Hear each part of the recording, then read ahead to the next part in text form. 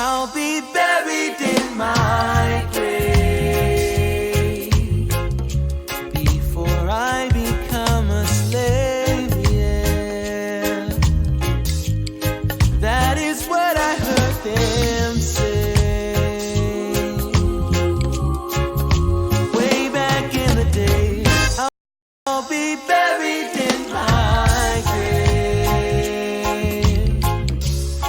before I become a slave, yeah, yeah. But it seems like since that day, yeah,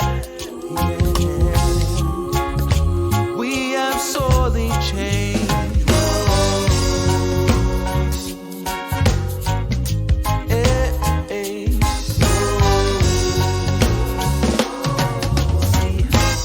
I'll be buried in my grave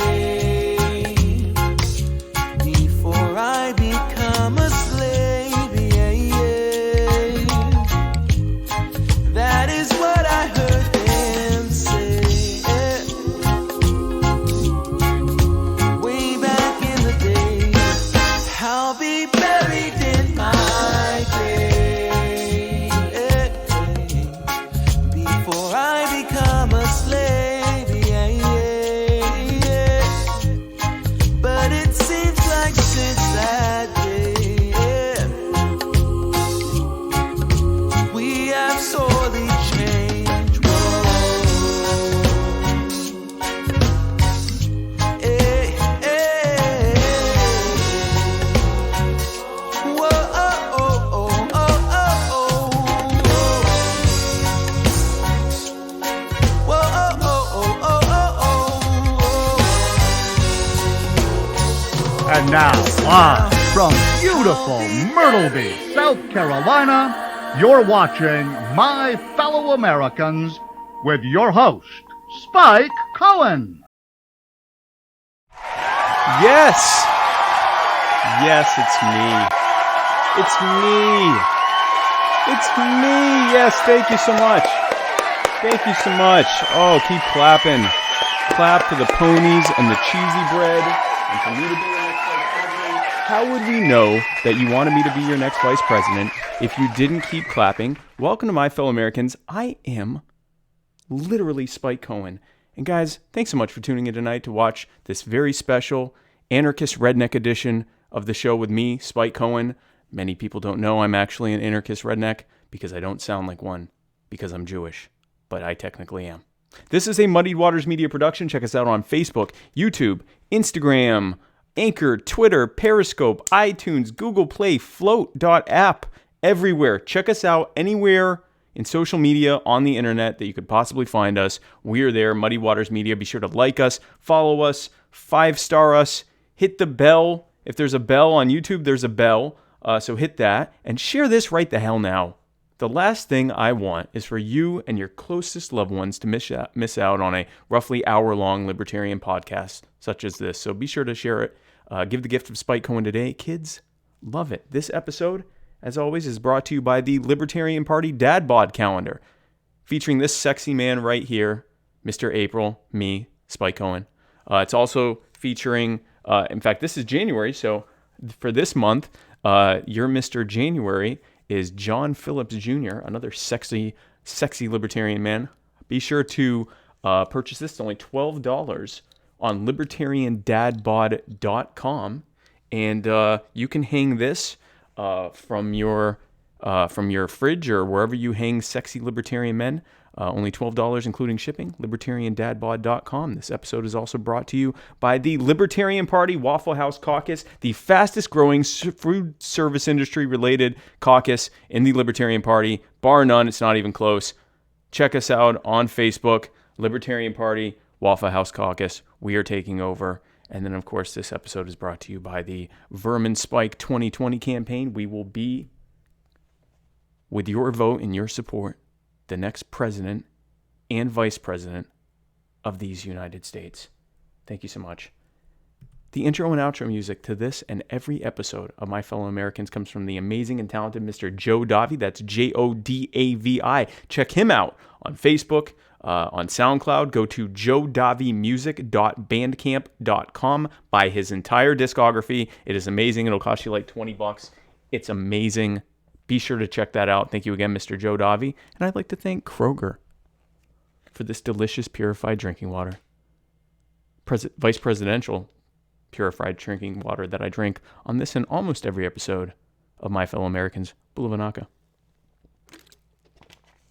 Shout out to Tehran Turks' mom and him as always. Guys, tonight I'm having on the show my absolute favorite North Carolina redneck. And I say that knowing full well that I just pissed off at least 4 other rednecks that live in North Carolina. Minimum 4, possibly more.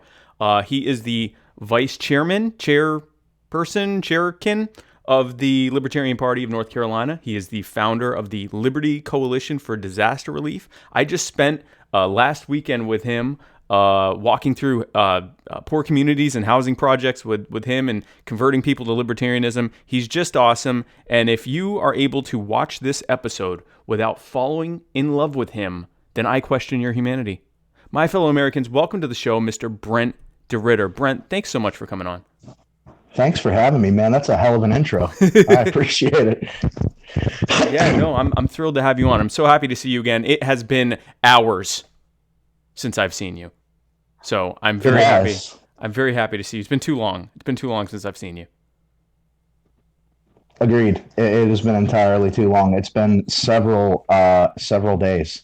It's been like a couple of days. It's been like 3 days. That's Which is long enough. It's been almost 100 hours since we've seen each other, and it's just way too long. Guys, be sure to comment with your questions and thoughts, and Brent and I will tell you if you are right or wrong. Now, Brent, for those who are watching who don't know you and for some ridiculous reason did not watch and have not already watched episode 39 of this show, Between Two Anarchist Rednecks with Brent DeRidder, tell us a little bit about yourself to catch them up. Tell us a little ditty about who you are and how you got into libertarianism. Tell us your DeRidder ditty. All right. So how I got here, that's always a fun question. And I do a lot of these interviews and it's always a different answer. Because I'm always recognizing that there were steps along the way that I just didn't catch right away. So I used to be a Republican activist and sorry. And now I'm a libertarian activist. I realized that those ideas didn't follow along with what I believe, so I went out looking for a new home, and I found it with the Libertarian Party. Very good, very good. And tell us a little bit about that. You are as I mentioned, you're the vice chair of the North Carolina Libertarian Party. We did establish last time, I believe, that they do not allow beard straightening like the South Carolina Libertarian Party apparently does with Mr. Jason Lyon. But tell us a little bit more. That's the basics about the party. But tell us a little bit more about them and what you're doing with them. Yeah. So we definitely don't allow. It's allowed, but it's certainly frowned upon. The beard straightening here in the better Carolina. But I love being the vice chair of the Libertarian Party in North Carolina. It's probably the best thing I've ever done, save for my wife and my beautiful kids. It's my highest achievement, so I'm really happy about it. I love working with the people here. I really, when I say I found a home in the Libertarian Party, I mean it. Like, we found our family here. We've, put down roots. We're here forever. So yeah, no, it's awesome. We are. By the way, I'd mentioned that I would be pissing off some other rednecks in North Carolina. Ryan Teeter, Mr. Anarcho Gun Guy, says I take offense to that. So that's one. The other 3 will be here shortly. Ryan. Yeah, well, little weird little kilt wearer. You're my favorite kilt wearing libertarian. Actually, I think my favorite kilt wearer in general. Just in the whole. Anyway, I don't think I've ever met another kilt wearer, unless I'm forgetting someone, which is possible. But I can't think offhand of another kilt wearer that I love more than Ryan. So I hope I didn't offend you too much. But there's one. So I got 3. There are 3 more to go. By the end of the show, we should probably hear from them as well. So you're involved in the Libertarian Party in North Carolina. Big part of that is going around trying to get people to vote for the Libertarian Party and support it and get others to join and vote as well. Of course, a lot of people who are libertarian also believe that the electoral process is completely irrelevant at best and harmful at worst.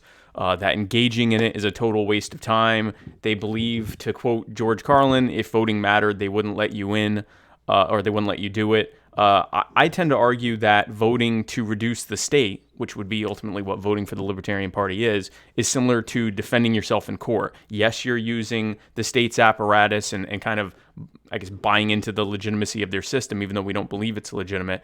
But we're doing so to try to protect ourselves from further harm. What are your thoughts on that?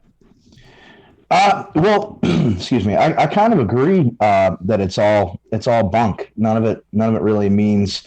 When you look at it from the state's perspective, none of it means much. So I don't think you can vote yourself into freedom. I totally agree with that idea. And I kind of disagree with you that it's defending ourselves using their system. I'm more a George Carlin guy, and that I think that if we could defend ourselves with their system, they wouldn't let us use it. Okay. What we are able to do, though, is we're able to get the message of individual liberty out. And the thing is, what I think libertarians don't recognize right away is that if we win, then it doesn't matter. Like, if we win, the votes don't matter. It's about individual liberty. So once we accomplish our goal, in the next few generations, let's hope, it won't matter who gets voted for or what gets voted for, because we won't be trampling individual rights, and it'll be on a small community basis and, voluntary systems. So, yeah, I just use this as a platform to spread the idea of individual liberty. That's what I like to do is sell libertarianism.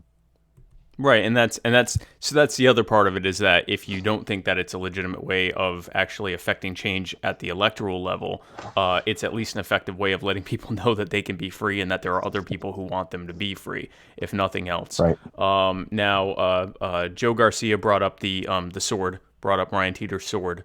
He should also probably be the my favorite fake sword wielding umbrella libertarian as well. So we think we avoided a bit of a crisis there when we thought Ryan might be packing when we were about to go on tour. Can you tell us a little bit about that? Oh yeah, Ryan's a weird kid. Real weird. I hang out with libertarians all the time. Those are my only friends, as my kids will happily point out to you. And he is the weirdest person I know. And I think if you only hang out with libertarians, saying this is the weirdest guy I know kind of means something. So shout out to Ryan Teeter. He is weird, really, really weird. And he's the kind of guy that shows up with a broadsword to go do outreach, or we all thought. It turns out it was just an umbrella that looked like a broadsword. It looked like a sword. Like the handle was very tactical looking. It didn't look like you needed that level of tactical to be able to. And to be fair, if you had shown up with the same thing, we would have been all like, wow, Spike's umbrella, obviously. But Ryan's the kind of person that shows up like with a sword to a wedding. Events where it's not necessary, like a wedding. Right. Yep. That totally happened just a few weeks ago. I can hear him saying it's always necessary potentially to have a sword. So I can hear his disagreement in the ether. But yeah, so it was a very interesting thing. Now, Brent, you're a dear friend and an ally in the fight for liberty. But I'd be neglecting my duty as a journalist if I didn't ask you necessary and even tough questions. You claim to be a principled libertarian, and yet I got an email from your haircut calling for us to fight to secure a future for white children. Please explain. Yeah.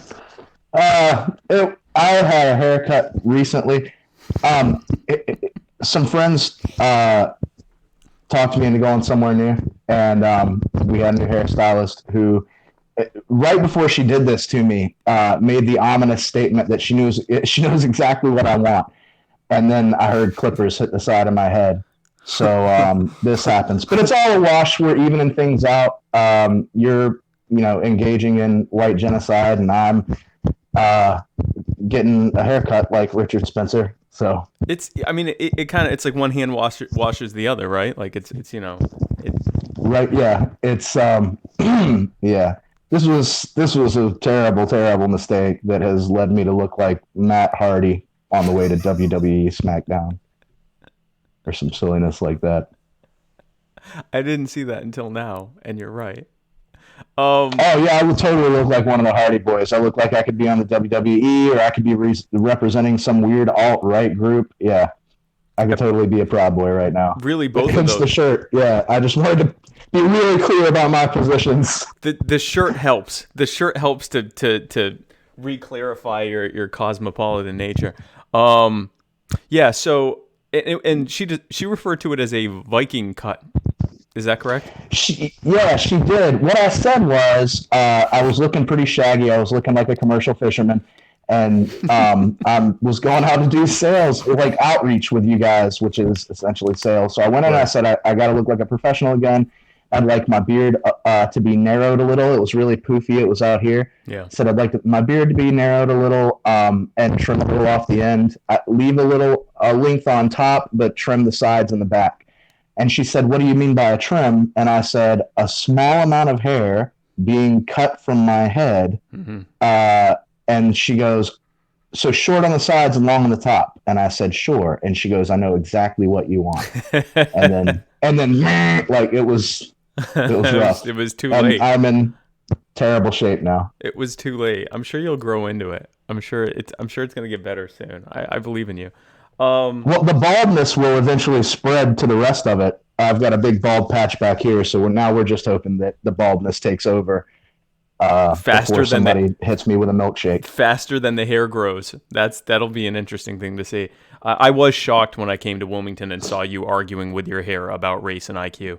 It was not what I was when I walked in. I wasn't expecting that. Yep. Now, speaking of Wilmington, as I mentioned and you mentioned earlier, we spent this past weekend walking through some of the most marginalized and underprivileged neighborhoods in Wilmington, including even some housing projects. We did this as a bit of a proof of concept for something that you're calling Pound the Pavement, and to see how successful something like this would be, basically us going around knocking on doors, and to see if our theory that the libertarian message would be well received by people of color and the poor. And it was, in fact, wildly successful, wasn't it? Yeah, I mean, I've been saying for a long time that Ron Paul pulled a lot of low-hanging fruit from the right, and that was great. But it has led us to believe that that's where our base is, and it kind of that sort of embodies that left versus right idea that libertarians should absolutely reject, and we should be going after every authoritarian, right authoritarians and left authoritarians. And we went out to talk to some folks that, you know, generally vote Democrat, and some would say lean kind of hard to the left. I think on the red carpet interview, my brother-in-law kind of heckles us a little bit with some weirdness about crime stats and how some people, I guess, shouldn't have freedom. But those people seemed really excited about it. Yeah. They were amped about the message. They were excited about individual liberty. And where I thought we would be going into a community and arguing our ideas, it wasn't like that at all. We didn't have to argue at all. People were like, yeah, the government needs to get out of the way. I don't want to be on welfare. I don't want to live in this project-style housing. I don't want to be raising my kids without their father. I want to end the drug war. And I mean, it was just people agreeing with everything we had to say. And you kind of came to the realization that these folks are not voting Democrat because they think that that's the best thing for them. They're voting Democrat because, I mean, literally, they were the only people that they thought were willing to listen. We were told many times during that door knocking campaign, I know you heard it too, that it was the first time they had seen any volunteers or any candidates. They were in shock that we had a vice presidential candidate. I remember that one lady that said, "Of the United States," like she was just amazed. And people were thrilled to hear what we had to say. They were inviting, and you know, very much pro liberty, even to what some would argue their own detriment. I mean, they want freedom. Yeah, no, it was absolutely amazing. And we had, now I don't know all the metrics, but my understanding is we talked to hundreds of people. I don't think anyone knows an exact number, but into the hundreds of people. Almost everyone who answered the door engaged with us. There were some people obviously that weren't home or whatever, but pretty much everyone who answered the door at least engaged with us a little bit. And I believe 30 people signed up, gave their names and numbers, signed up for the party. Is that correct? Yeah, I'm not sure, we don't have all the books together yet from it. The weird guy with the swords holding onto a set of contacts, but yeah, like 20 or 30 new contacts. Of the people that we talked to, only a couple were kind of, no, I'm a Democrat, and closed the door in our face. And then we had the one weird guy that was just having a bad morning. Yeah, but he was just having a bad day. Yeah, it was a weird one, but everybody was really great. And we even had, about 20 or 30 folks sign up to for our text list to get phone calls or texts when we're having an event or we have something going on with a campaign that they can help in. So I'm hoping to use some of those contacts to actually plan events in those communities, bigger events, maybe do a barbecue or whatever, and just kind of mingle, have libertarians come out and mingle with folks from those communities and spread our ideas a little bit. Yeah, it was incredible. Something that we kept hearing, like you said, was people saying, we'll have Democrats do a cookout or, some kind of, something like that. But we never had anyone actually come to our neighborhood and talk to us, with the exception of, Kevin Spears and some other local candidates who were running for city council, but nothing ever on a state or national level. And something you said, and I started saying it too because it sounded so good, was you said, Democrats don't really come here because they already take you for granted that they're going to get your vote. Republicans don't come here because they're scared of you and are sort of taken for granted that they don't have your vote. And it was incredible how receptive they were. This experience to me completely refuted all of the naysayers who say, nay, poor people don't want to hear the libertarian message. They just want their food stamps and welfare. The people we talked to overwhelmingly, guys, did not want anything from the government but to be left alone. They even said, like Brent said, we don't want welfare. We don't want to be living here. They didn't want to live in substandard housing and live off of scraps. They want the police to leave them alone so they can start businesses and build something as individuals and as a voluntary community, and not have so many of them, locked up on victimless crimes that didn't actually harm anyone. A lot of these folks sounded downright anarchist, wouldn't you say? They just had no idea that there was a political party or movement that was even calling for such a thing. Yeah, for sure, man. And I think that's something that we forget too, is that it's not so much a left and right thing as authority versus anti-authority. And that, like, poor folks get that, dude. Like, I come from a poor background. I grew up in a single wide in the swamp or the marsh, depending on who you're talking to. Right. We live below the poverty line now. The government has made it really hard for me to make a living. I used to be a commercial fisherman, and there were times in my life where my kids were on welfare. If it weren't for welfare, they would have gone hungry and they would have gone without insurance. And it's not because I'm slack or I'm lazy. I mean, I work hard. My wife works hard. It's because government literally was standing in the way of us making the money and the headway that we needed to fend for ourselves. So it's not that these communities are not interested in providing for themselves and doing for themselves. It's that government puts itself in between the individual and a better life. And that's what they're recognizing in these communities. And yeah, for sure, we were getting some like legitimate anarchists. I think Miss Peterson. Shout out to Miss Peterson. Mrs. Peterson. God bless her. She might be watching. What an incredible woman that you stumbled upon. Poor Spike was out knocking on doors and thought it was him because there were a couple of doors getting shut in our face. We had like a bad streak. It was the only few people that were like didn't want anything to do with us. They were all. It was Mrs. like all. Peterson saved the day. It was like all at once that we had a bunch of no's, and they happened to be the ones that I was doing. And I thought, oh boy, maybe I'm doing something wrong. And then I came up to a door and met. Folks, Brent and I met the new matriarch of libertarianism, Mrs. Peterson, who was just incredible. Just tell us about her, Brent. She was great. Her and Moses went to pre-K together. This lady, she's an older lady. She's not the kind of person that you expect to be so woke. Paper woke. She was just. Yeah, I mean, she knew what she was talking about. We got there and she was explaining how the drug war was she was using all of my lines. So I'm going door to door telling people how the drug war is not a war on drugs. It's a war on minority communities and low income communities. And that's the first thing she hit us with was that, this drug war. So what do you think about the drug war? She says, it's a war on minority communities and low income communities, and they're just trying to get blacks and whites to fight, and they're trying to create a race war to distract us from other things. And did you know that they're over there in the Middle East protecting poppy fields? Yeah, Afghanistan with poppy fields. They're getting us all addicted to it. It was insane, it was man. Nuts. It was like I was watching the Joe Rogan show. It was just nuts. That's exactly. It was. She was like yellow pilling us. We show up to her house and we're like, hey, here's the thing about, because we had this little thing that we were handing out that said crime and justice. And one of the people that we knocked on when we gave it to him, they said, oh, there is no justice. And so I kind of added that to what I would say, where I would give it to them and say, this says crime and justice, but we both know there is no justice right now, and we want to change that. Well, that got her all set off. And she went into, Richard Nixon. Did we even bring up the drug war? Or did she would start talking about, Richard Nixon said this quote about locking up his opponents and black people. And it was like, oh, wow, this is all the stuff we were going to say to you.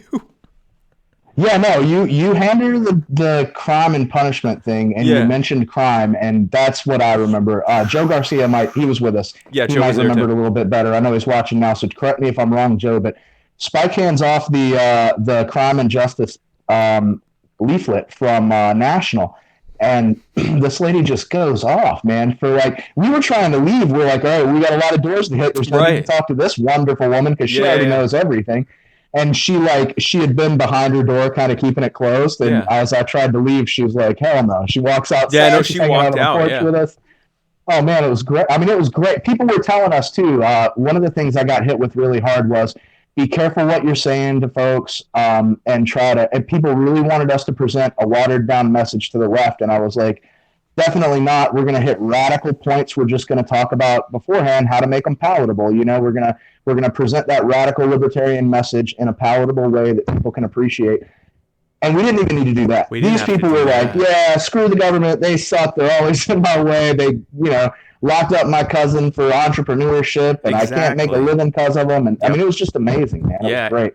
That's the future of libertarianism right there, is reaching out to those folks. It is, because they're living like agorists. They're living like libertarians that didn't even have a word for, or didn't even know there was a word for it. Jennifer Schultz said people vote for who they meet. Donald Reed Deal says if you meet them, they will come. Joe Garcia says it was a great experience. Most folks were describing their views as libertarians. They just didn't know it. And she said Mrs. Peterson rocked as well, and he's right. I mean, that's he said, yep, she went off on her own. She knew the deal. And that she was preaching on her doorstep. And that was, we saw, I mean, she was the most obvious example of that, but we saw a lot of people that about halfway through the first day, I went from kind of saying the whole, we're talking with the community about the issues that affect you, that I just started saying, hey, listen, we're here to see how we can get the police off your back. And they would light up and start talking to us about all the, all the stuff they wanted to be able to do. I mean, we even walked up on some people that were smoking, and we'd say, hey, listen, we're fine with you doing that. We don't think anyone should be coming around here giving you a hard time about it. And they were loving it. The idea that we should be watering this down because they vote Democrat is absurd.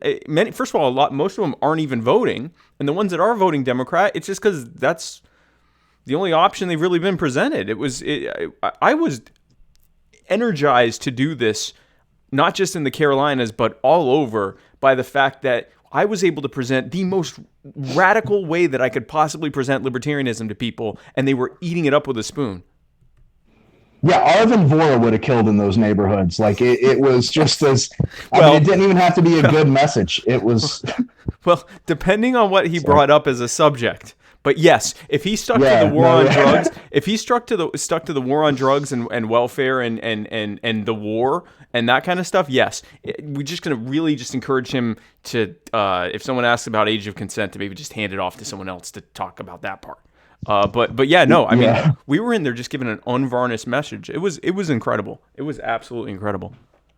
It was exciting, man, and it proved to me, and I had always believed it, and I've been preaching it for a long time, but I think it proved to me and proved to a lot of folks out there that this is the future of liberty. Yeah.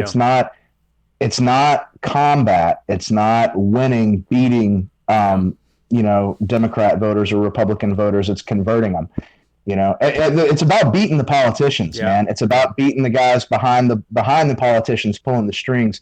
It's not about beating your neighbors back or your the guy up the road, this tribalism that we've gotten into is gross and it's not productive. And unless we want to actually go to war with all the authoritarians in the world, our best option is to, talk to people and change their minds, which you guys did an amazing job. It was so cool, man. I invited a bunch of people to a very, very loosely organized event. It kind of rained on us and gave everybody an opportunity not to come. And there were a ton of volunteers ready to, pound the pavement and sweat and do the work. And you guys did a great job. Yeah, it was awesome. I was so glad to do it. When the first day I thought, I'll see if I can come back Sunday. By the time I was done that day, I'm like, I have to come back for this. This was absolutely incredible.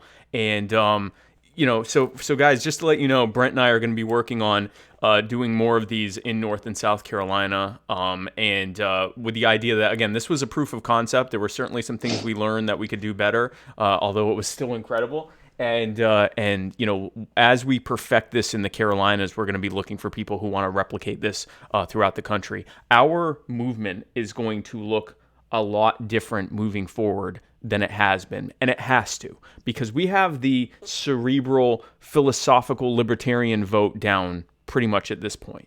People who have just been drawn naturally to the ideology because they're drawn to philosophies and they read about Rothbard and Hazlitt and Kropotkin and Mises and Bastiat and everyone else.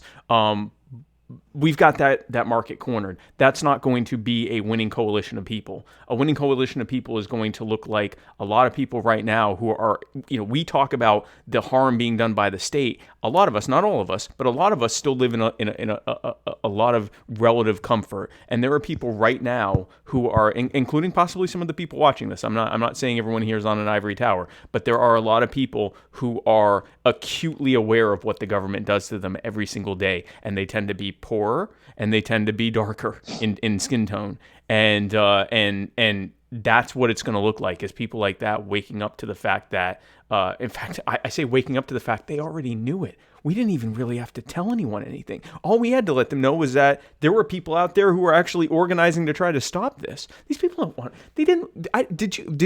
I wasn't with you the whole time. Did you meet a single person who was like, yeah, no, I really like living in this type of neighborhood and getting food stamps. So I don't want to hear what you have to say. Oh, no, definitely not. I met a bunch of people that were like, man, I wish the government didn't try to lock me up every time I do business, or, I wish they'd let me have the same opportunity as other folks, which is the case. And I don't think we taught anybody anything. I think the thing we didn't may have taught people was there is a political party that shares all of your ideas. I mean, we weren't waking anybody up. We weren't. Nobody was getting brought out of the matrix today. We woke up to the idea that, this community already understands all this. We're preaching to the choir. They just didn't know we existed because we haven't tried to reach out yet. That's what had me so excited. It wasn't like, they're so receptive to our message that's waking them up. We didn't have to explain. They were like, yeah, that's what we think. And then they'd start saying it too, saying stuff that we hadn't even said yet. And I'm like, oh, okay, so this is going to be that easy. So I am so excited to replicate this. We'll be talking about this more on the show and in the Vermin Spike campaign as well. This is going to be a big part moving forward of what we're doing, because the way to make a winning coalition is to take the people that are the most beat up by, what government does to someone is beats them up, takes their wallet, keeps most of the money, and uses a little bit of the money to buy them some scraps to keep them alive, and then says, well, hey, if it wasn't for me, you wouldn't get those scraps. And they know that.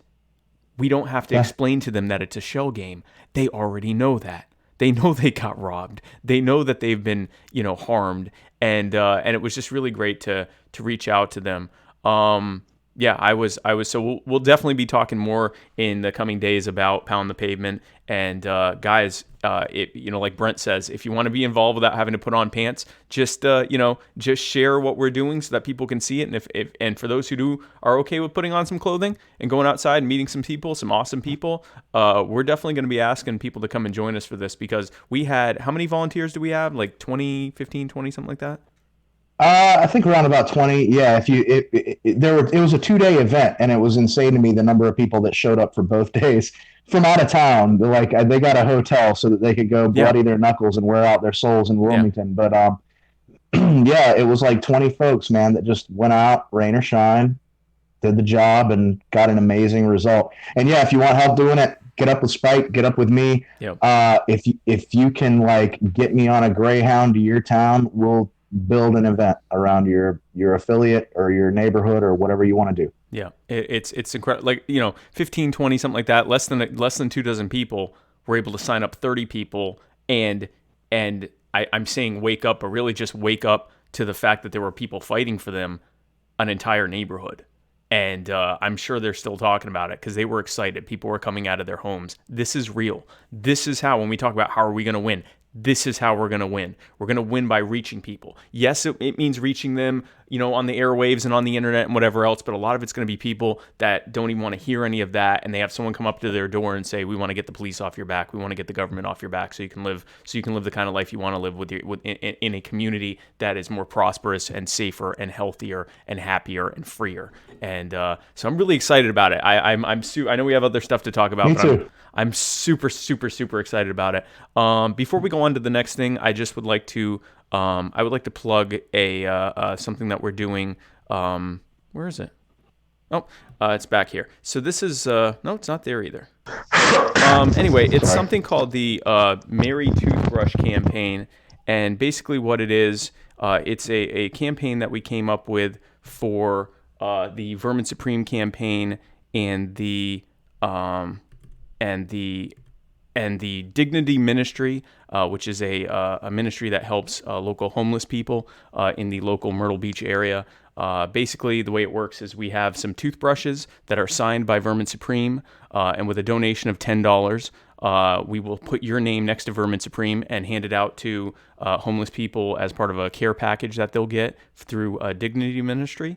And then also of your $10 donation, $5 of it will go to the Vermin Spike 2020 campaign, and then the other $5 will go to Dignity Ministry, so that they'll have more money to do what they're doing. Any donation of $25 or more, we will actually I will sign next to Vermin and mail the toothbrush to you, so you have a memento of helping us with this charity thing that we're doing. And then of the proceeds from that $25 or more donation, half will go to the Vermin campaign, and the other half will go to Dignity Ministry.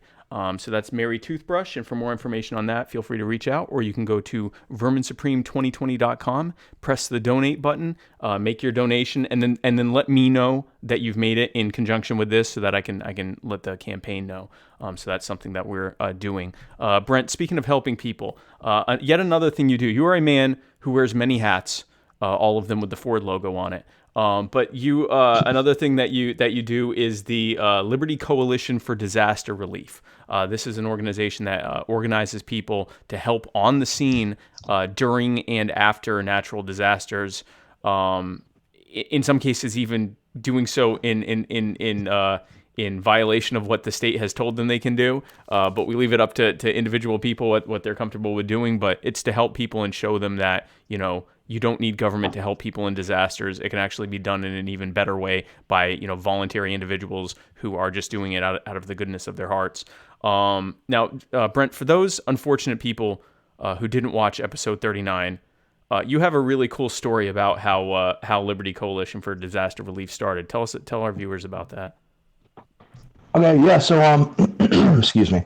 Hurricane Harvey hit a few years back. Was hitting Texas pretty hard, and my daughter was watching the news, and we were talking about libertarian solutions to natural issues like natural disasters, and she had wanted to do something, and she wasn't sure what to do. So I started talking about doing a food drive, like a canned food drive, and I got some folks involved, and we were going to do a canned food drive locally. And she said, no, that's not enough. You need to get all your libertarian friends. And she knew that for whatever reason, there were a few folks on the internet that cared what some schmuck in a single wide in the middle of the swamp had to say. So I started reaching out to people, and libertarians, like, really, I was thinking, well, we'll have a really big canned food drive, right? Maybe right. We'll have a few folks in a few areas do it, and everybody went nuts, man. Yeah. I mean, I get way too much credit for it, but people, like,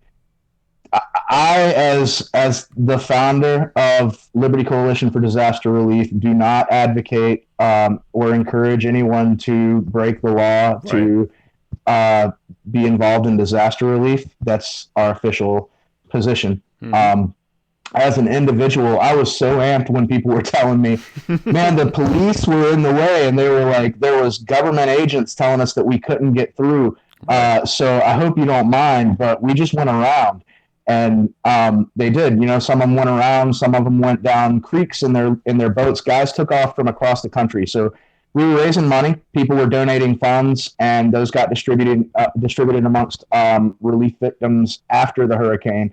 But while the hurricane was tearing Houston apart, people started leaving their homes with trucks full of gas and boats and disaster relief supplies. And Zach Garrettson and Matt Mahler were a couple that I remember, and that had gone out and you know, been hit these roadblocks where the government's telling them it's not safe to be here. You have to turn around. And the government was saying it wasn't safe because of looting. I think what it was they did not want people to see the amount of casualties that there were. Yeah. But they were telling them it's not safe, turn around. And in some cases, some guys, you know, turned around and waited to help, which was fantastic. It was amazing that people even went. And then in some cases, they were like, well, there's a road over here, or we'll just dump the boat in the creek and we'll take the creek instead. And one instance, and I've been asked not to give names anymore about this one, but in one instance, there were some folks from one of the larger disaster relief organizations that doesn't do such a great job. And there were, I think, local police had tried to stop my guys, or I should have brought the story. I have it written down somewhere. But anyway, they had tried to stop the guys getting through, and the gentlemen that were there had come armed because they're not stupid and they're libertarians. And they said, basically the other organization said that we needed to give up our donations and that they would distribute them. But they had already seen that organization or members of that organization actually selling those supplies elsewhere. And the guys that were volunteering for us said no. And not only no, but no and get out of the way. And they brought their guns out and they were like, look, we don't want to be violent, but if it's necessary, we'll defend, you know, these people are going to get the supplies that they need and we're willing to defend them. And, you know, essentially those guys stood down and got out of the way, and our guys rode on through and got stuff where it needed to be. So yeah, it was a great thing, man. We had a semi truck full of stuff from in the Northeast up in New England somewhere, headed down, and we had people, you know, headed out to, folks probably don't remember it, but there was a nursing home or an assisted care facility that was underwater, and the staff had left, and there were old folks sitting in there in knee-deep water with, you know, wounds and bed sores. And Rianne Moody went down there and made sure those folks got what they need. So they were on the news for a split second, and then the news saw libertarians were the ones that handled the problem, and then you didn't hear about them anymore. But just so people are aware, those were our volunteers going down there and risking their lives and going into dangerous places to make sure people were safe. Yeah. So it was something I'm super honored to be a part of. Yeah, it's absolutely awesome. So guys, when people say to you, without government, who will do X, who will do, who will feed the poor, who will take care of this, who will take care of that, one of the things they'll say is, what about disaster relief? When a disaster strikes, how are you going to take care of it without government? And, you know, who's going to do that? And the answer is, we're going to do that, and government won't be there to stop us from doing it. Brent, I don't know if you've ever heard of prefigurative politics. It's basically an old anarchist praxis, which is basically the idea of answering that question, for lack of a better word, going ahead and forming these non-state solutions to the problems that we face, and sometimes doing so, not in full regard for the law. Again, neither I nor Brent or any of the organizations we're a part of are ever going to encourage you to break the law, because that's also illegal, and we don't break the law.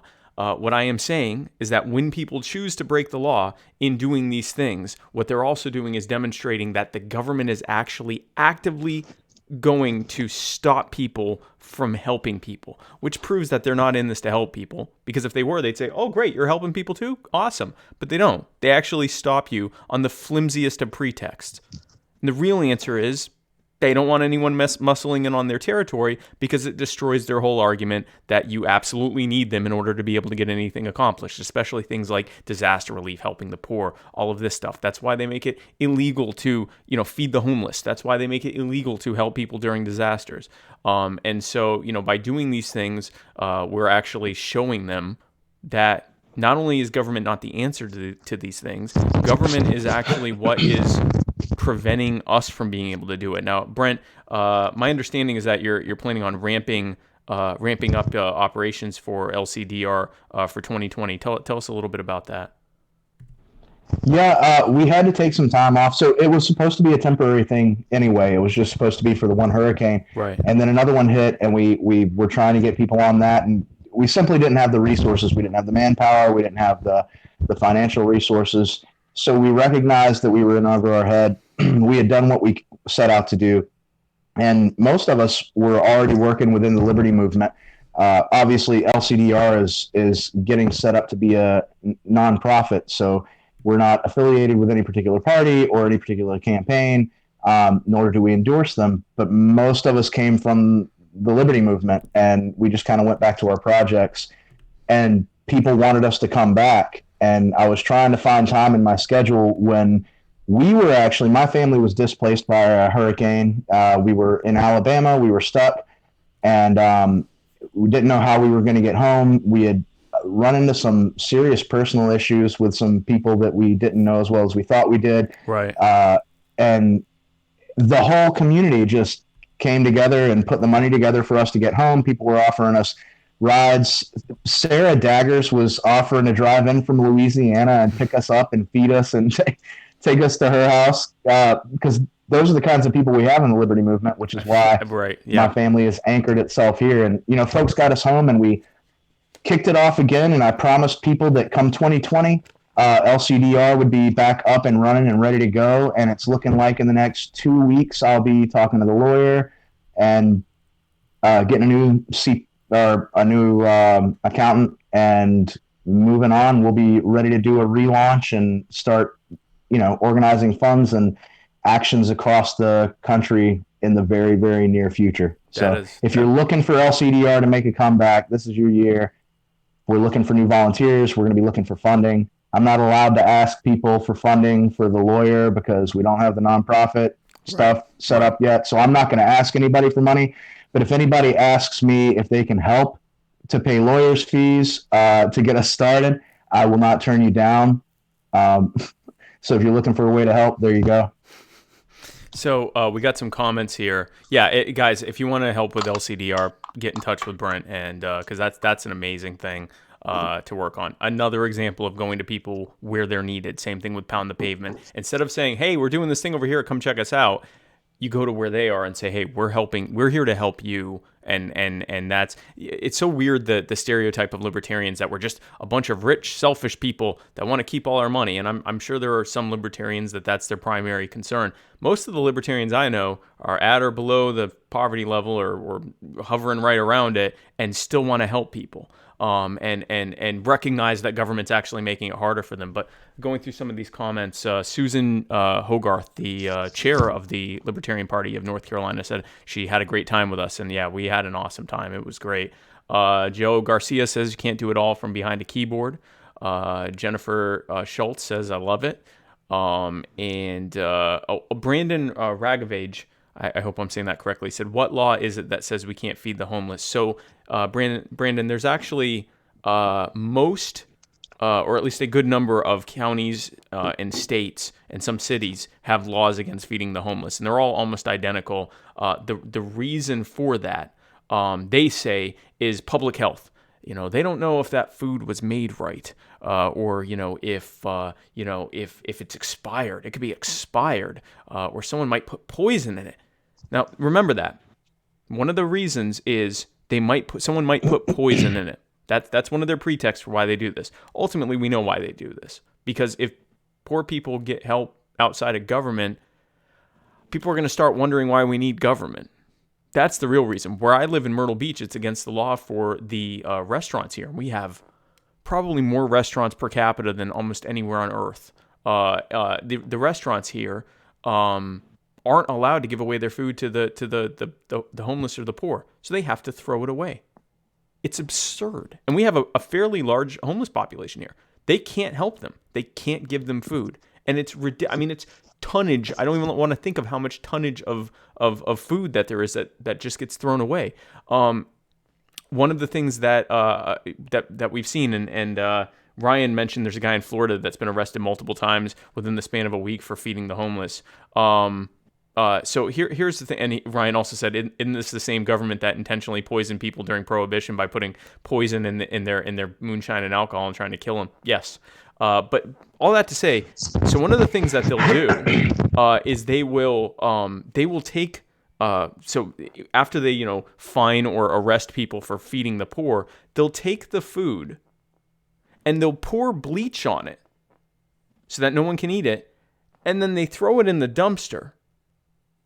Now, for those who have any familiarity with the homeless community, a lot of people who are homeless end up having to resort to climbing into the dumpster to get food. If there's nothing else available, they have to go into the dumpster to get food. They're often doing this at night. Sometimes they're intoxicated. Or if they're not intoxicated, they're absolutely exhausted and, malnourished and fighting exhaustion and starvation. And they climb into a dumpster and grab food that's been covered in bleach.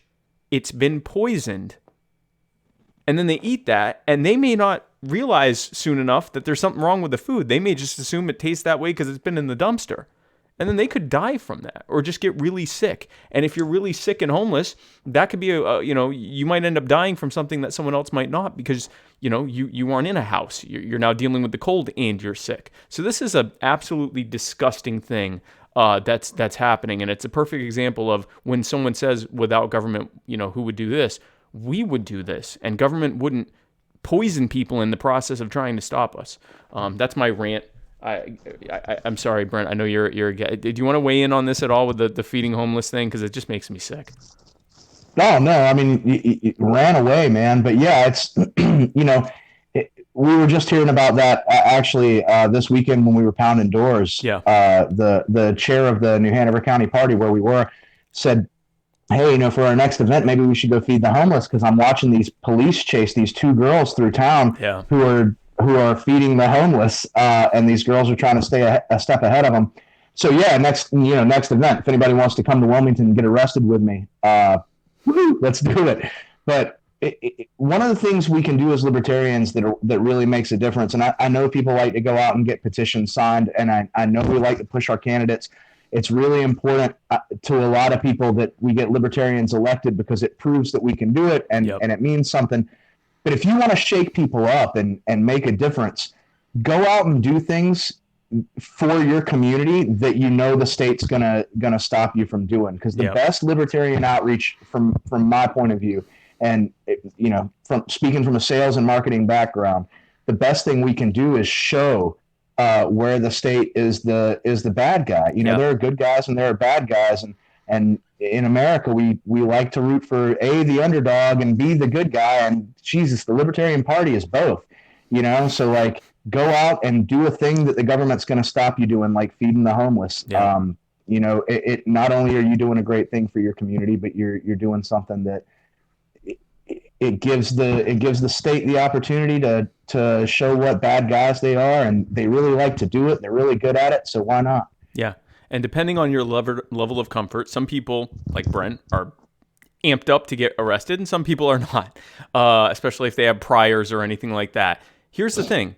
Depending on your level of comfort, if the police come and say you can't do this anymore, you can be very vocal about saying, hey, look, everyone, you can even live stream it. Hey, look, everyone, I'm being stopped from feeding the homeless because it's against the law for me to help homeless people to not starve to death. And if you aren't comfortable with getting arrested or fined or whatever, you can just do that and be very vocal about it and walk away with your food. Or if they take your food, say, hey, look, everyone, they're going to take my food and poison it. None of that's illegal. And if you are down to get arrested, then what you can do, and again, we never encourage anyone to break the law on this show. But if you chose to do that, the message you're sending is, they are such a bad guy that they're actually going to put me in a cage and charge me for the horrible, horrific crime of helping poor people.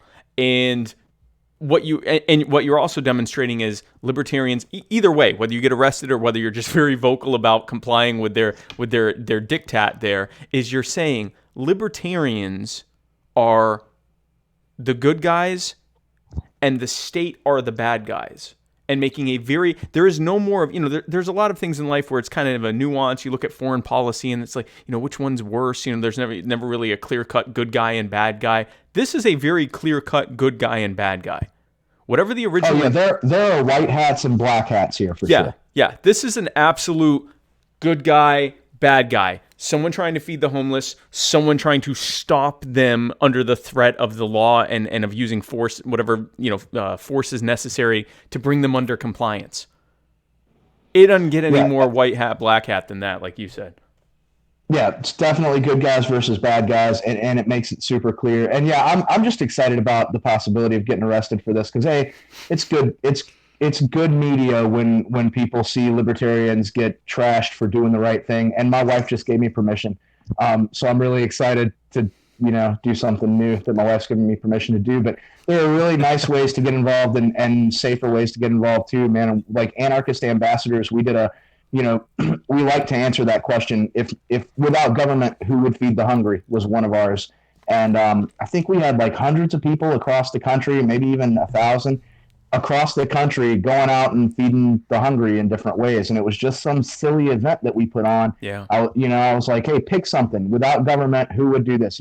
Forget the roads because that one's been hit 1,000,000 times, but pick something different. And everybody was like, well, who would feed the hungry without government? And so we went out and did it. And we had people donating large amounts of food to food banks. We had people volunteering for food banks. We had people that just went out and passed out food to the hungry themselves. And we had folks that, donated money, donated time. And some people just went to McDonald's and bought lunch for the guy behind them in line. And it was this amazing outpouring of libertarian empathy and caring that definitely goes against the idea that we're a bunch of rich, capitalist, greedy assholes that don't want to pay our taxes. Yeah. Yeah.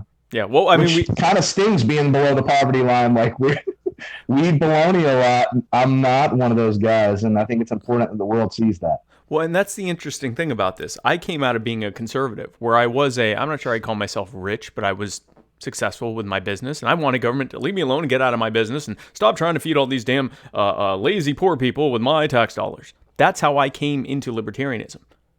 Being around libertarians, I realized, oh no, it's a completely different situation than that. These aren't lazy people. There are lazy people in every group. There are lazy rich people, lazy middle-class people, lazy poor people. That's something completely outside of income levels. They're not there because of their choices. More often than not, they're not there because of that. They're there because that's more than likely where they started, and government has zero intention of letting them get out of it. You'll have a handful of examples of people who have an incredible vertical leap to, work their way up to that first rung of the economic ladder, which is way, way, way up there, and be able to pull themselves out of it. But for the rest of them, they're stuck there. And it actually was in becoming more and more libertarian that I also became more and more caring, and not just caring in I want to help these people, but understanding that they were there often because of societal influences, that they would make a mistake, and if I made a mistake, I'd end up being okay because I had the financial situation and the social support network and the position in society to be able to make that mistake and be okay. If they made a mistake, it ruins their life. And often they don't have to make a mistake. They're born with their life already ruined for them by the state. So it completely woke me up to that. So for those who are watching this who aren't libertarians, who may have a misconception about libertarianism, I need you to understand, most of us come here and become more compassionate. We come here from whatever political position we had before and become more compassionate as a result. Brent, I don't know if you had heard of prefigurative politics before, but you are the embodiment of it. Your every action that you take you are taking a very tried and true anarchist concept of saying, yeah, we don't need the state, we don't need government, and let me show you how that works. even to the extent of getting in trouble for it and saying, hey, listen, I got in trouble for helping people. So to answer your question, I'll do it, and government won't be there to stop us. One more thing, because again, you're clearly a lazy. I mean, you want to talk about lazy poor people? You're clearly very lazy. Because another thing you're super working lazy, on, super lazy guy. I'm shocked. I even got you to stay up long enough to be on this show. Another thing that we talked about last time that you've been working on and are closer to getting started is the Liberty Loop, which is where you're going to be taking your houseboat. I don't want to say too much. I'd rather you talk about. But you're going to be taking a houseboat across the Great Loop. Which is, if you see that the black outlines there, the waterway loop around the eastern and part of the Midwest of the U.S. and doing all sorts of cool stuff. Tell us about the Liberty Loop. What you plan to do with that? Well, yeah, I throw a lot of noodles at that's how I live my life. People are like, "Oh, you live kind of a crazy life."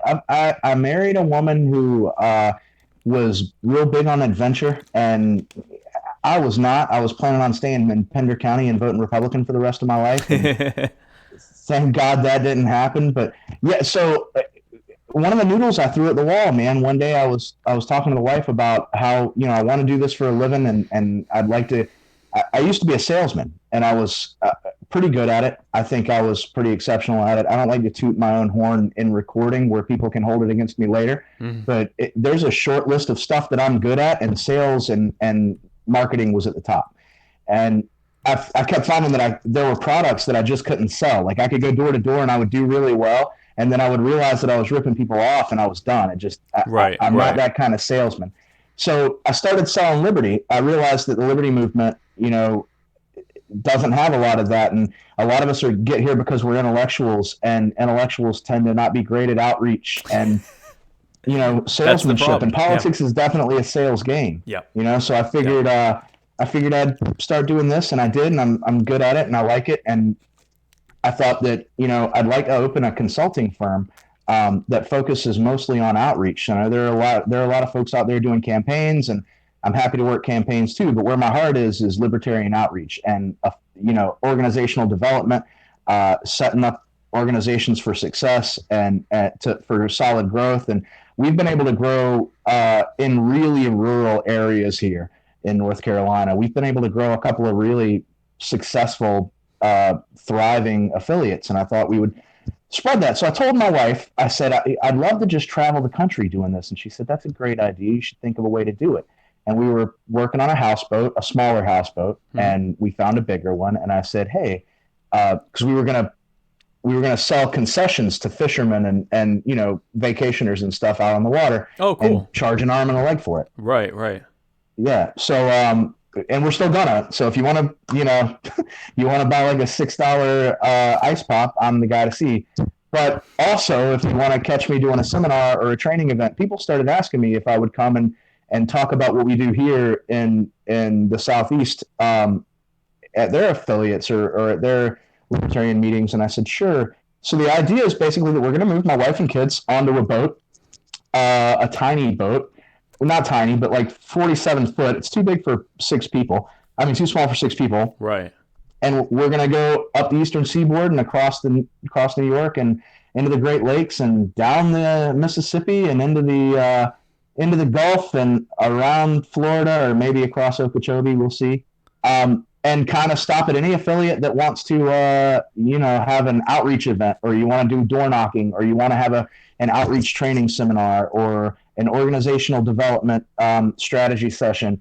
I'm just going to, float around and do it and kind of prove the method, show people what we're doing, and hopefully it takes off into something where I don't want to be a rich man. I never have, but I'd love to be able to support my family doing what I love, which is of course. Selling liberty and teaching other people how to sell liberty.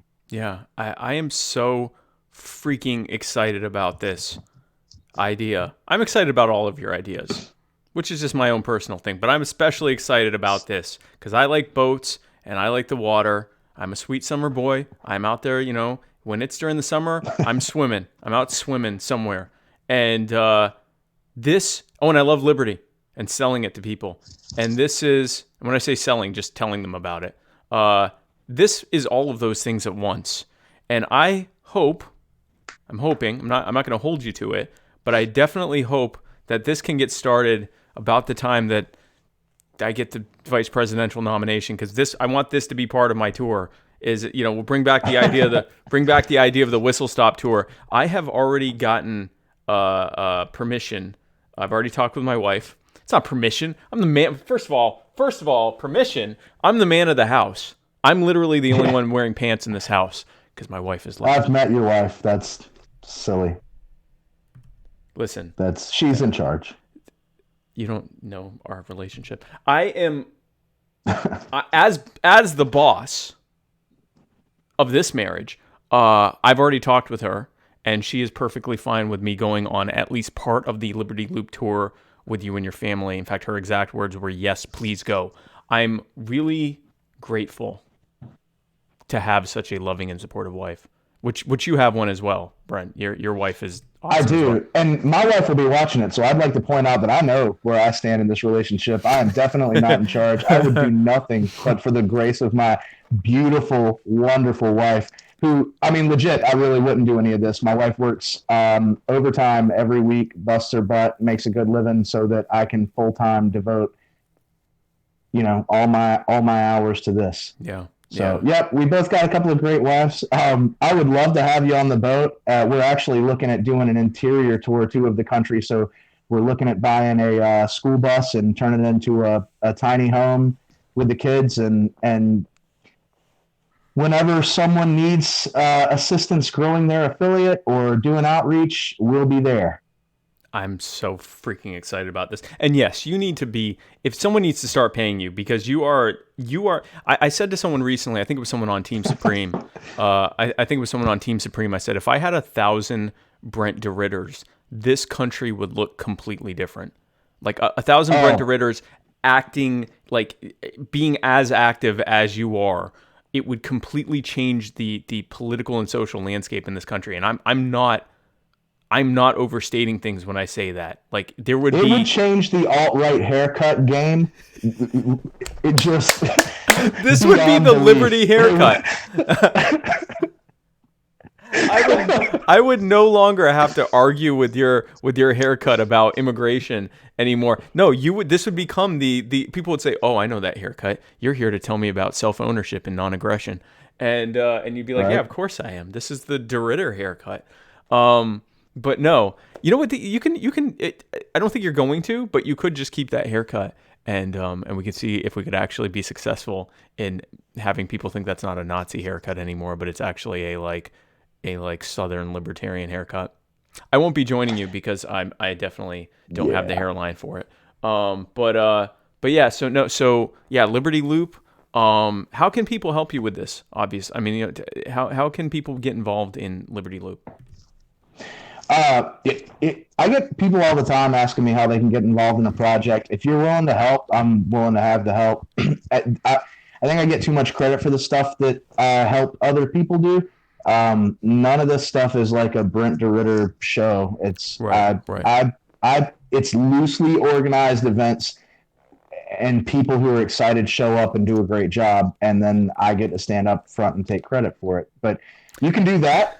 When we go to do the Liberty Loop, we'll definitely be taking donations because I have no idea how I'm going to pay for this trip. Right. But I know that libertarians need some basic sales training and some, it sounds so condescending, but it's a skill that's not. Most people don't have it. Yeah. Yeah. I mean, most people in the Liberty movement anyway don't have that skill set. So we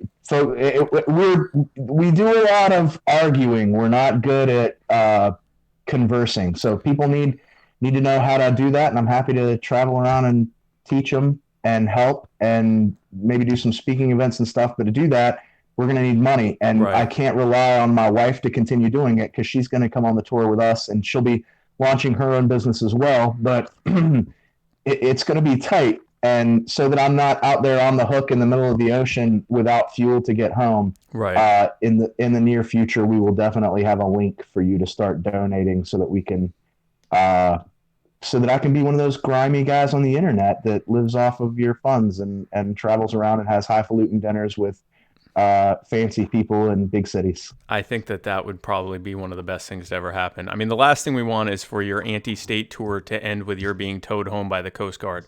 I think that probably, if we can avoid that, if at all possible. Yeah, I mean, don't get me started on the Coast Guard, man. That is the biggest infringement on individual liberty. Those guys can board your ship anytime they want, for any reason they want. They'll be able to ransack my home whenever they feel like it. Yeah. So definitely, when there's a link, donate, because we're going to be going through a lot for you folks. Getting boarded by the Coast Guard is no fun, and I imagine doing the things that we're doing will probably be boarded more often than most people. I would imagine so. I would imagine so, because they're going to be like, what is this houseboat doing stopping places and getting people all riled up, and then they depose their local government. No, I think this is great. If anyone is watching this in the National Party or any kind of campaign that's, paying people or whatever, Brent DeRidder's your guy. Guys, like I'm serious. I can't think, there are some incredible people in this movement, in this state, in North Carolina, and others as well. People that are part of Team Supreme that are amazing. And many of them are comparable to Brent. Offhand, I can't think of anyone that's better than Brent, put it that way. That's not true. It is, well, to me. I appreciate it. It's true. It's true. You're wrong about my wife, though. I'm totally in charge here. I'm completely in charge. I do not believe you. When I walk in the door, the first I say, I actually kind of mildly kick open the door and I say, the man is now here. The man is here. I am now here. And everyone gets really excited. And then she gets home. And then right? Yeah. Yeah, no. I don't. I've lived with a small statured woman. I'm currently married to one, and I know what they're like. And I don't. Nope. No. And your wife totally seems like a take charge kind of lady. Like she was moving through the crowd like a boss at the South Carolina debate. So. You don't know my marriage. I don't know, man. You don't know my marriage. So let's go through some of the comments here. Joe Garcia said you're going to be eating at the finest Waffle Houses around. And he also said that you're being modest. You kick ass. That's exactly correct. Ryan Teeter says he's gonna float along out there with us too. I assume that was correct. That would be the case. Matt Hicks said I'm on a boat and free men don't ask permission. That's true. He also said that I kick the door open and just look around. Whatever. Whatever. I don't, you guys don't know my marriage. Like you don't realize how like much of an alpha I am, specifically in the marriage. You guys don't get it. Sorry. That was an inappropriate amount of laughter. I'm sorry. I apologize. Pure, you're right. As my wife says often, pure primal visceral masculinity is what I project. So guys, right on. Go ahead. I hear you remind me of someone. I'm having a hard time putting my finger on it, but I've heard the phrase. What was it? Peak physical condition. Peak physical. I don't know if you heard that one last weekend. Peak physical. From the kid that's constantly shoveling candy corn in his mouth. Peak physical condition. Yeah, that's called being in your 20s. Yeah. I was once in peak physical condition. Yeah, we were all in peak physical condition. Now I wear a sports bra. Yeah, we were all in peak physical condition, pal. We all remember what our late teens, early to mid 20s were like, and then all of a sudden we weren't in peak physical condition anymore. That kid's got a reckoning coming, man. Yeah, it's I'm just work on your cardio, man, because peak physical condition starts to drop off after 25. Put it that way. But yeah, no, raw masculine energy. That's how my wife describes me when people ask, what am I like? I can see it. I believe you. It comes from those seat massagers in your car. I bet that's... If there are any delegates that are on the fence out there for your state, that are on the fence for who you want to support for president and vice president, I'd like you to come and maybe take a short ride with me in my car and its massage sheets. And I have a feeling I might change your mind about who should be leading this country. It's not a bribe. I'm not bribing you. It's not a bribe. I'm just saying you can get in the car. I'm not going to give you anything except peace of mind. So Brent, if all of the things that you just said you're doing and more were not enough, I'm told that you have an announcement for us tonight about yet another role that you're going to be taking on this year in this My Fellow Americans exclusive. Tell us about this exciting new role for 2020. I am excited to both volunteer for and endorse the Supreme Colon ticket. I'm really excited about Vermin Supreme. I know I'm going to get some nays thrown at me from folks, probably from the great Sam Goldstein himself. But I'm a big fan of Vermin Supreme. I'm a big fan of his marketing style. The guy. First of all, you guys know all about earned media. That guy is the earned media king. Champion. He's amazing. Everybody knows who he is. Like my Republican father knows who he is. He was, the guy with the boot on his head. I like that guy. Yeah. Everybody likes Vermin, except for Sam. But everybody else likes Vermin. He does really well with the youth. People get that it's a joke, and it's the kind of satire that doesn't need explaining. Right. It's not super complicated. The guy wears a boot and like 6 different ties because the whole thing's a joke. Right. And it's ballot access is not a joke. I get it. Running a solidly libertarian campaign is not a joke. No. But the guy is solidly libertarian. Yep. I think both of you are as libertarian as it gets. He's, like I said, the king of earned media, man. The guy is an activist from hell. The guy, he's always working to free folks up from the state.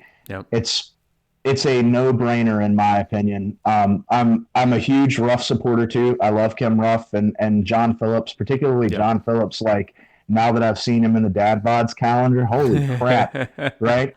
That dude is dreamy. Oh my gosh. You want to talk about raw masculine energy? John Phillips Jr. literally, it's an actual dripping that you see of masculinity on his Mr. January. You've got, again, Libertarian Dad Bod. You guys got to get out and get this. You have to get it. That's me. I look amazing there. John Phillips Jr., you may want to just keep it on January the whole year. Seriously. I'm cutting John's head out and putting it on every single month. We're just gonna Scotch tape it to every month. But yeah, I mean, I think that it's a solid ticket. I think you guys have a lot to offer the Libertarian Party. I think it's great messaging. And right now we can't win. And it infuriates people when I say that, and I don't understand why it does, because we quibble over who's going to get 3% or 5%, or, oh man, I could bring 6%.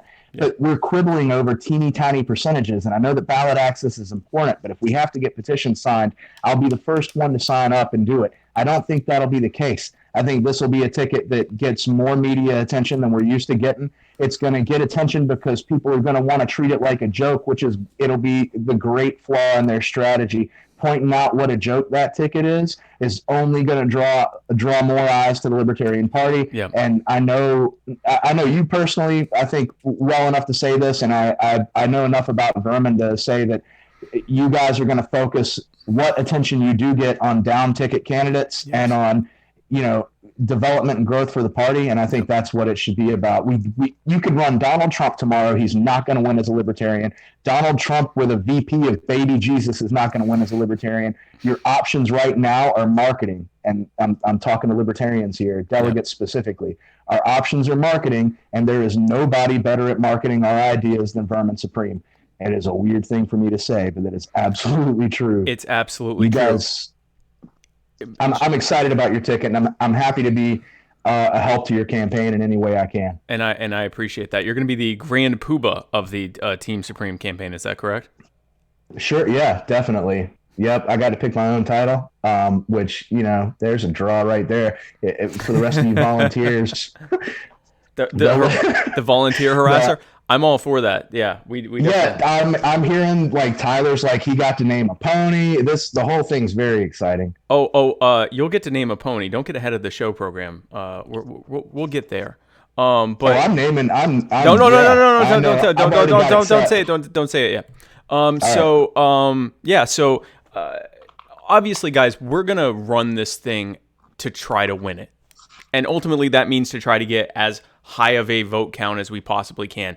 I think we're going to blow through that 5% that's going to help us get the ballot access, and I think we're going to get numbers that no one even expected. And another thing we'll be able to do is by pushing libertarianism as a mainstream thing because of a mainstream audience that's watching this absurdity that we're initially presenting and then actually sees, because Vermin, people know that I can present both a silly, fun thing to watch as well as an actual serious argument about libertarianism and a serious message. When we went through the projects in Wilmington, I wasn't talking to people about ponies and cheesy bread because that would be an insult to them where they were. I went to them and talked to them about the things that were harming them and how we wanted to stop that.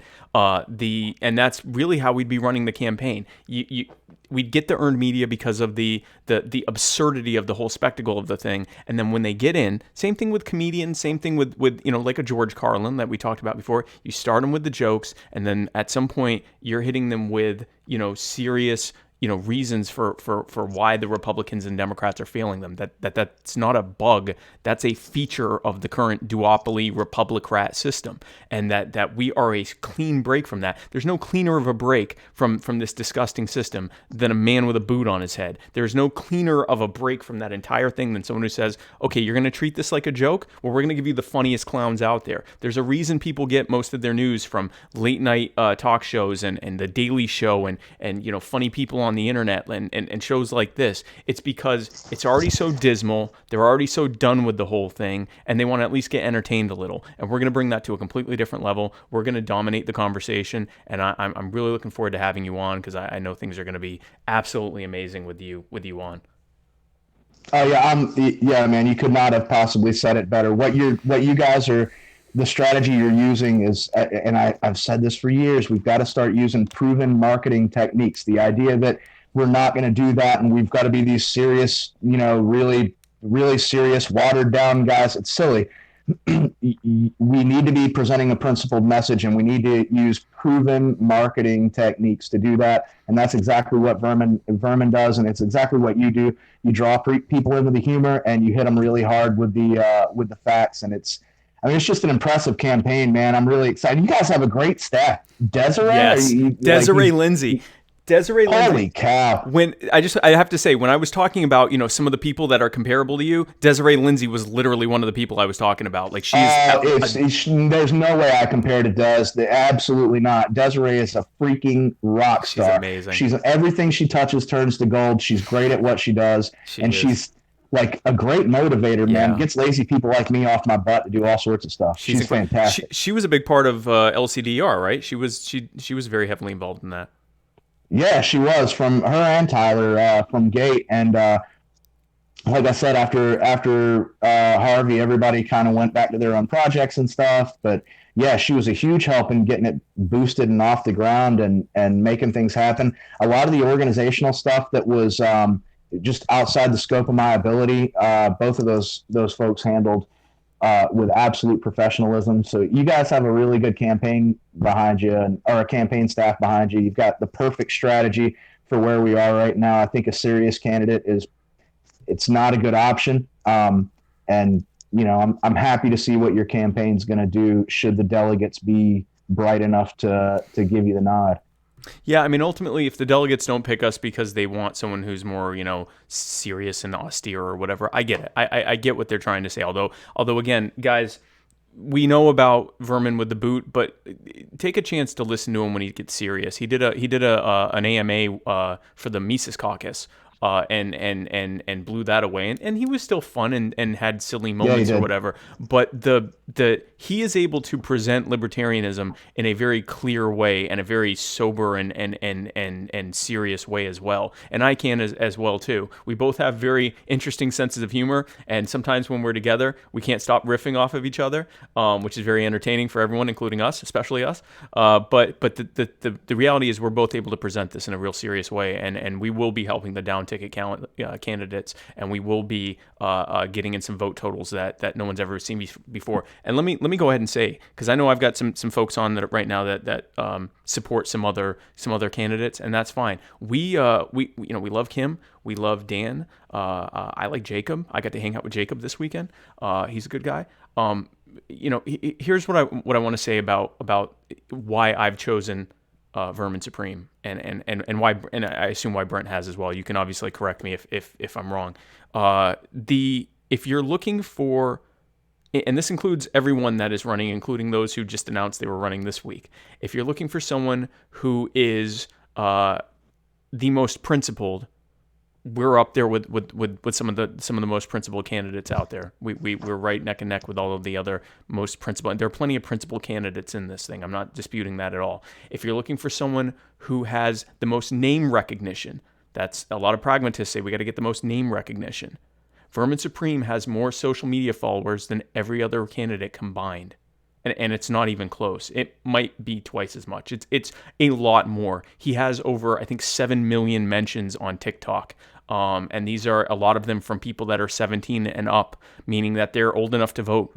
We've had people contact our campaign saying, my kid won't leave me alone about your campaign. What can I do to help? This is a serious thing that's happening. It's an absolute sea change in American politics. Will it be enough to win? I'd like to think so, but I think at the very least it's going to be enough to score some numbers that, respectfully, I don't think any of the other candidates can get in this cycle because of the headwinds we have against us with ballot access, with debate access. Remember the whole Let Gary debate thing? He had more than a couple polls that would have allowed him to debate, and they did everything they could to shut him out.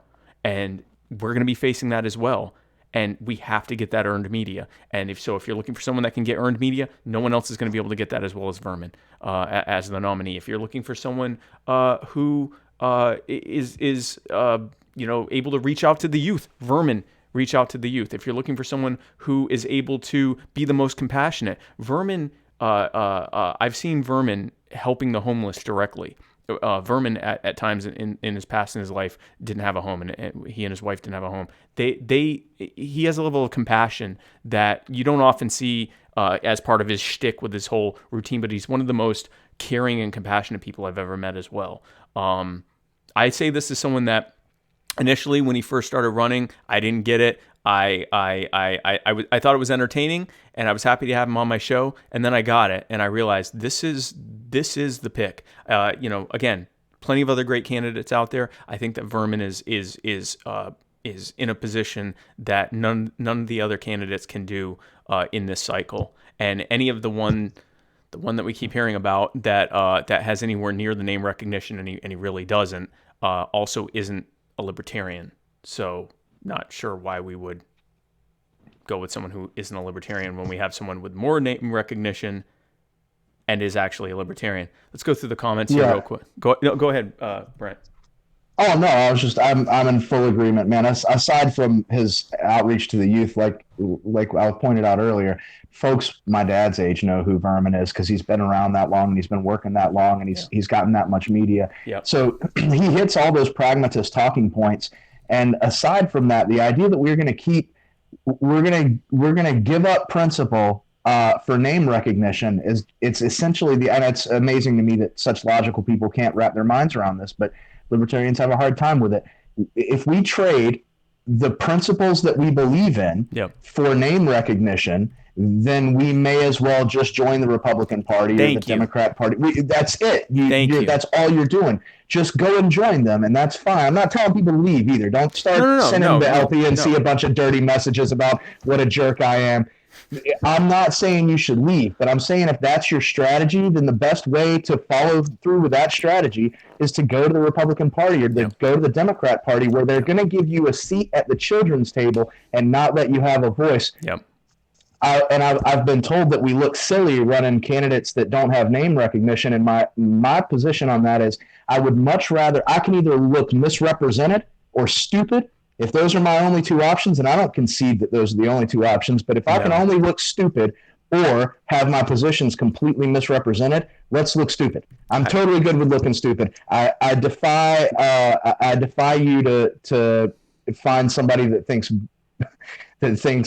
Vermin looks like a serious candidate, but I defy you to find anybody that can prove that he's not. Yeah. I mean, the guy is brilliant. He is a genius. I, again, hang out with libertarians all the time, the smartest people I know. Yep. And he might be one of the smartest I've ever met. He's a brilliant guy. Yeah. Yeah, you guys have the strategy down for sure, man. I'm excited super excited about this ticket, dude. Could not be more thrilled. Yeah. Anyone who says that we need to present some kind of austere, super serious candidate, the last person to be elected president is a bright orange man who speaks at a low scream and gold plates everything. He has been the punchline to late night jokes for like 35 years or something like that. And more often than not, the jokes were at his expense. They were not laughing with him. They were laughing at him. And he used that. He harnessed that name recognition, that nearly 99% name recognition, 99 point, everyone knew who Donald Trump was, to get elected president. And, despite his party's leadership getting in the way. And that's what we need to look around and see who's getting attention right now. And the party leadership and the other parties shut things down. Like they shut down the fringe on both sides. Yep. But it's those weird fringe folks, like Bernie Sanders is like the weirdest old uncle. You know what I mean? Like, but people love him. They think he's great. And it's because he's that weird, kitschy, you're drawn to it. Yep. And that's how Donald Trump pulled it off, man. That's how a New York City Democrat won the Republican evangelical vote. Like a casino owning, strip club owning, grab them by the, like that's how that guy won the evangelical vote, man. They're those weird big personalities draw attention and get the vote. And were it not for the corruption of the other two parties, that's who you would have, running right now. So if the Libertarian Party, folks in the Libertarian Party can kind of get out of our own way, and let a team of candidates like that represent us, I think we'll be well ahead of the Republicans and the Democrats, who every cycle they're behind. They're always behind. Yep. That's what politics is. Yep. Susan Hogarth said that to me yesterday or the day before. She's a smart lady. I learn a lot from her. And what you see in the political atmosphere now is what people felt yesterday. And today, what people feel is that they're tired of those overly serious, pretentious candidates, and they want somebody who reaches out to them and who they can identify with. And oddly enough, it's like weird Uncle Bernie, or Donald Trump, you're fired, or like the guy that wears a boot on his head. So let's start looking at what's actually working and going with it rather than what the other two parties want us to believe, because that's how they're getting over on us. Exactly. They're convincing us that we have to run Chafee or Chafees or we have to run, and I know you don't want to crap on other candidates, but I'm happy to do it. That we have to run these milquetoast loser candidates that have absolutely no business representing libertarianism because they don't know what libertarianism is. It's silly, and it's not going to work anymore. And I'm glad that the very few of the old guard that are left that kind of feel that way are getting pushed out. And the only folks that I see, the only old-timer libertarians that I see around mostly are libertarians that get that, and they've been screaming it for decades. We've got to do different outreach. Correct. Yeah. No.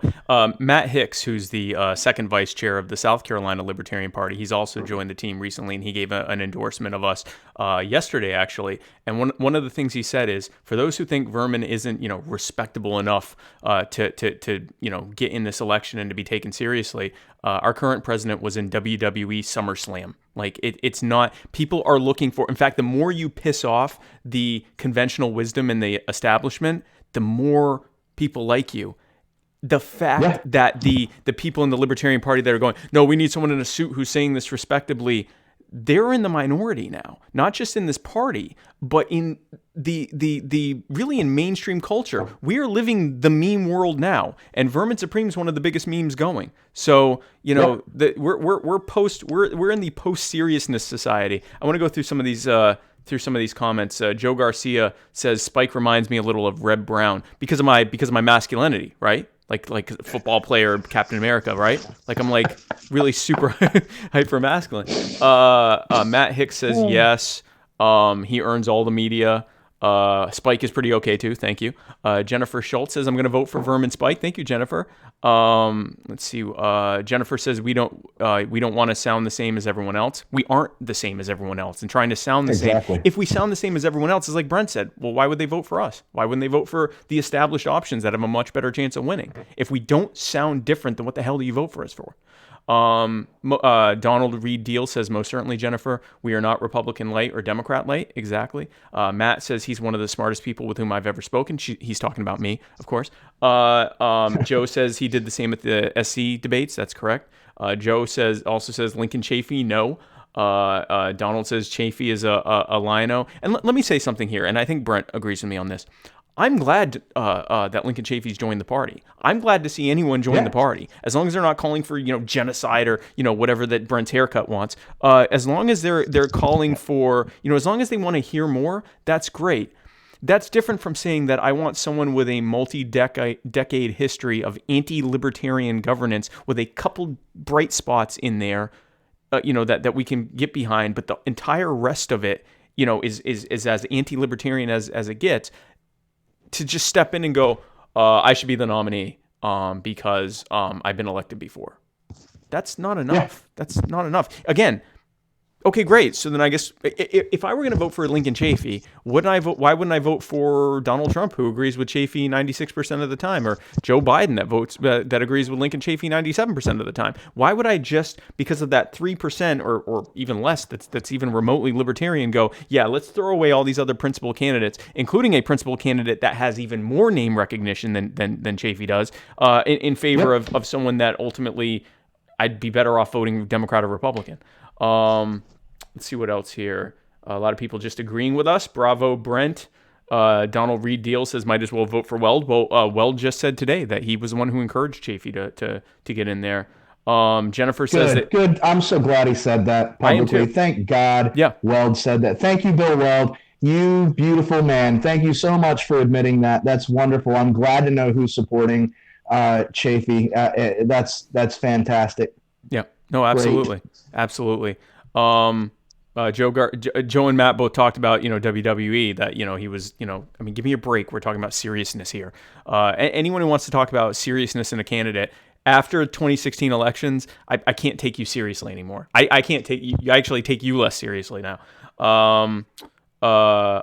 Matt says, unleash the ponies. That's a pony for everyone. And in fact, plank number 7 of my verbal agreement for an even better America is to arm your ponies with a 20 millimeter Vulcan cannon. Hashtag arm the ponies. So let's see here. What else we got? A lot of people just agreeing with us. Tell them that's right. They're brilliant. Clearly They're brilliant really just smart audience.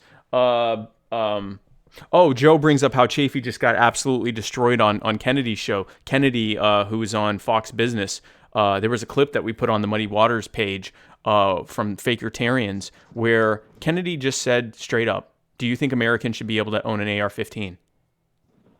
And he wouldn't answer it. He just wouldn't answer it. You haven't seen that? No, I missed it. He went, first of all, he went, oh, well, that's all, he did that for about, I think 3 or 4 seconds. It felt like an hour and a half, but it was like a long time of him just like, and then he starts talking about the war in Iraq and the $1 trillion deficits. And he goes, those are also libertarian issues. And she says, yeah, but this is a libertarian issue. Oh, and he brought up civil liberties, and she said, "What about the civil liberty to own an AR-15?" Well, I want to talk about. I'm here to talk about the deficit, and I mean, you could see the look on her face, like, yeah, you're not going to get this, because why would we? Like, we already have 2 gun grabbers to choose from, Donald Trump and whoever the Republicans pick. Why on earth would we pick that for the libertarians? It was insane. You need to see. Go on Muddy Waters. All of you, after the show is over, do not leave until the show is over. Do not go anywhere until the show is over. But afterwards, go on Muddy Waters and scroll down a few posts, and you'll see the video. We shared it from the Fakertarians page. Shout out to Fakertarians. It's incredible that this is even being considered. But Joe said, and this I agree with Joe, Chafee is welcome to come in and do some activist stuff for a couple of years before seeking the nomination. I want to see Lincoln and people like him come in, say, I completely disagree with what I used to believe, and I'm going to demonstrate this for a while. and maybe then run in a lower ticket race, like maybe rerun for my Senate seat or something like that. But you can't just come in and say, I'm a well-known figure in Rhode Island. I'm gonna get the nomination. It's ridiculous. It's silliness, man. It's silly that we keep doing it to ourselves, and I'm glad that we've reached a point where it's not happening anymore. I see that those guys that were pushing Bill Weld on us kind of shaking in their boots now because they know they're not getting this nomination. It's not going to happen, and that's gone. The time of I put in 80 hours a week so that's gone. The idea that we're going to continue to have these politicians misrepresenting us, it's not going to happen anymore. There are a lot of other folks like me that are putting in the time and the hours to make sure that strategy is out the window. It's not coming back. We're going to have principled libertarians from now on. Well, we saw mandatory toothbrushing, free ponies, unlimited zombie power, and baby Hitler's dead, and so is baby Woodrow Wilson.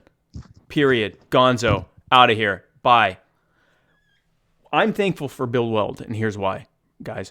Because he showed us what happens.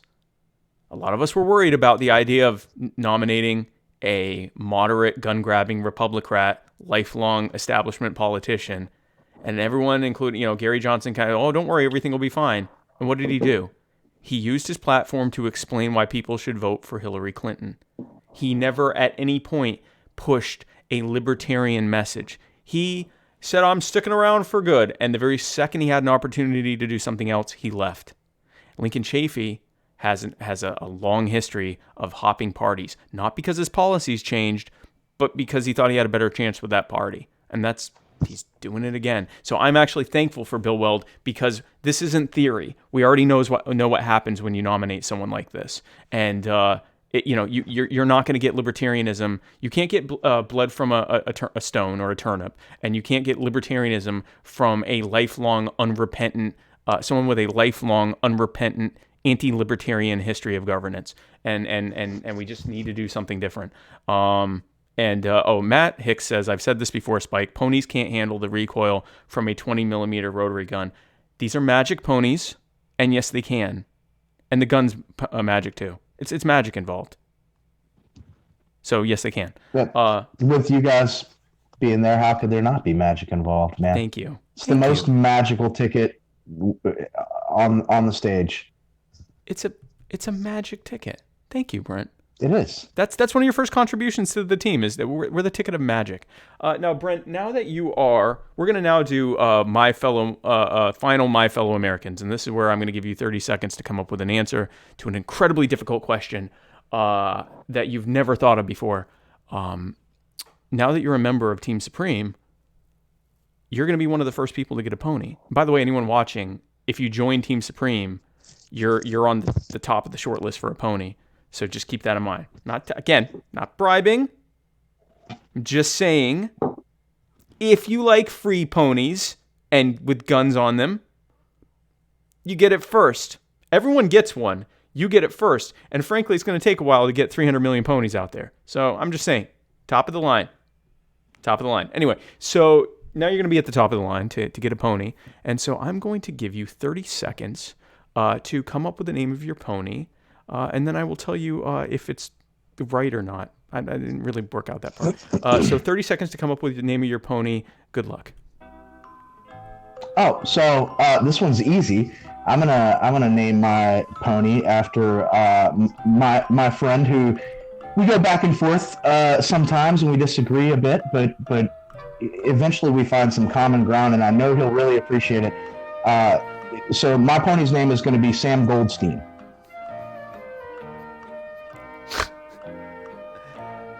That's arguably the best name for a pony. Best pony name ever. Mm-hmm. Yep.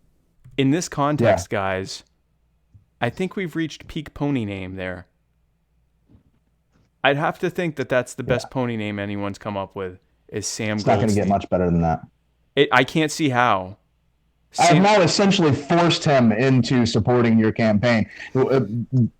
Surely, by the end of this interview, Sam Goldstein's going to come out publicly endorsing the Supreme campaign. You're going to see NOTA popping up under, or No Thank You popping up under Chafee's name, and and we will surely have a public Goldstein endorsement of your campaign very soon, I would think. If he wants to name his pony, there's going to be, listen, guys, there's going to be a day of reckoning. We're trying to be nice right now, but at some point, if people don't get with the program, we're going to name your pony for you, and you're not going to like the names that we come up with.